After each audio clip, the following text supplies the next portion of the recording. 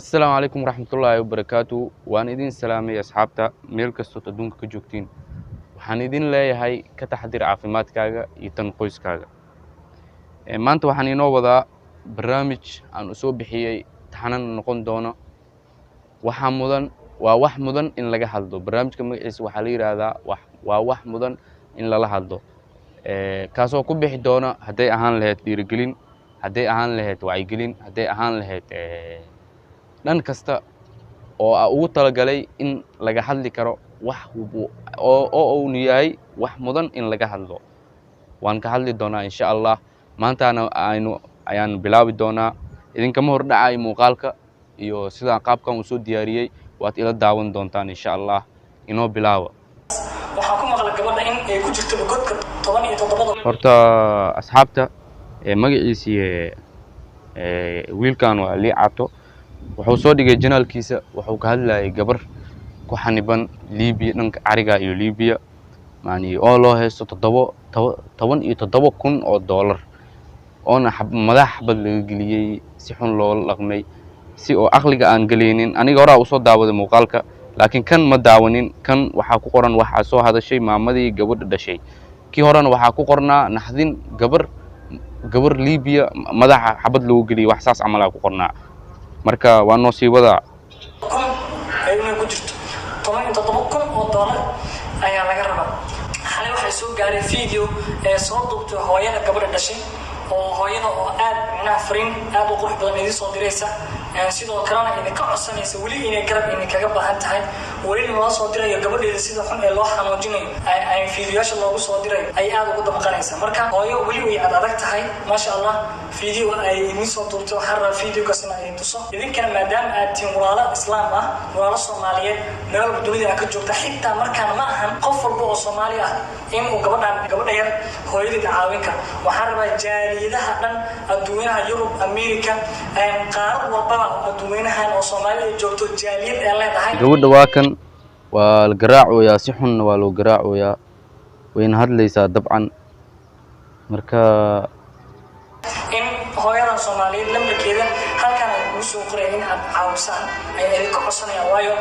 aniga aadan ugu mudday hal markaan hooyo arkay video-geeda waan yar ilmi waliba waana ka xanuunsaday insha Allah waxaan rabaa in ay tuso video-ga hooyo ay soo duubtay iyo gabadha video ayada laga soo duubay waxaan ku hormaraynaa gabadha video-ga laga soo duubay ayada waliba aad baa xirxiray sawir horta waa kan sawirkan ayada xarga aad u weyn aan ugu xirxiray aad u jeedin meesha idin saaran yahay sidoo kale video-ga aan yar daawan wuxuu dhahay cod ay soo dirtay gabadha macni gabadha Liibiya joogta ayaa cod soo dirtay oo soo duubtay hooyadeeda ay soo dirtay saan umaleynaayo hooyadeeda ninkaan ay u sii dirtay horta baro ma sha Allah hol fiican ah haysaa ما شاء الله السلام عليكم أنا مسؤولة الصومالية waxaan ka codsanayaa aniga waxaan ku xanimanahay gabar Soomaaliya waxaan ku xanimanahay Liibiya meel xunaan ku jira godka 17,000 ayaan ku xanimanahay ayaan ku xiranahay umada Soomaaliyeed waxaan ka codsanayaa inay soo caawiyaan aniga xabad ayaa ugu socoto waa aragtiin waan xiranahay saasoo dhibaataysanahay mid kale waxa uu ii sheegay magaciisa video-ga ka arkay hooyadeeda oo hadlayso hooyada xataa muuqaalkan way ku jirtaa gabadha waxa la lahaa magaciisa deeqsan miya wax saas amal la lahaa waxayna joogtay afgooy hooyadeeda afgooy ay joogtaa waa afgooy waa meel 30 kilomitir u jirto magaalada Muqdisho magaciisa markaas ay tahriibkay gashay tahriibka hadda lagu haystaa wallahi bilaa waan qiirooday markaan muuqaalkan arkay runtii waan qiirooday lambarka hooyadana inta xagan ama ko xaga sare aan idin soo dhigi doonaa ani malihi lambarka laakiinse waxa leh hooyo Soomaaliyeed ayaa iska leh fadlan hadaa caawinaysid caawinta ma ahan in aad ku caawisid lacag amba aad ku caawisid magaciisa wax badan caawintu waa hadaadan wax haynin xitaa ku caawi ducada ku caawi oo u duceey Ilaahay dartiisa oo ugu duceey mar walba salaada ka baxday waa iga codsi aniga waxaan haystaa 8 maalin oo qor ayaan haystaa 8daas maalin haddana waxa laga soo diray aniga waan dhimanayaa because ana 2 maalin jooga xabad la igu dhufto madaxa la igu dhufto saaday 8 maalin fursad aan haystaa 8 maalin kadib hadaa lacagta bixin waayo yani waa lay dilaya waa layga taqalusaya muddadeeda waa lay qabtay ay ka wadaa marka laba maalin xabadaa laygu dhuftay oo madaxa xabad layga dhuftay ay taagan tahay ilaahayo nacada la iyada steed maalinta la ii qabtay haddii ay dhamaatana aniga waqtiyamkayga oo dhamaadana xabad ayaa laygu dhufanaya ninka waxbana ma qoro waa qolada mucaaradka oo hadda ka soo horjeeda dowladda Liibiya kuwaas ay haystaan waa dinbariya ummadda Soomaaliya waxaan ka codsanaa sida oo naxariista leh in ay iga badbaadiyaan cadawga gacantiisa aan ku jiro ummadda Soomaaliyeed meel baa joogtiin in hooyada Soomaaliyeed aad ku muugsan marow muuqaalka inuu nagu dheeraado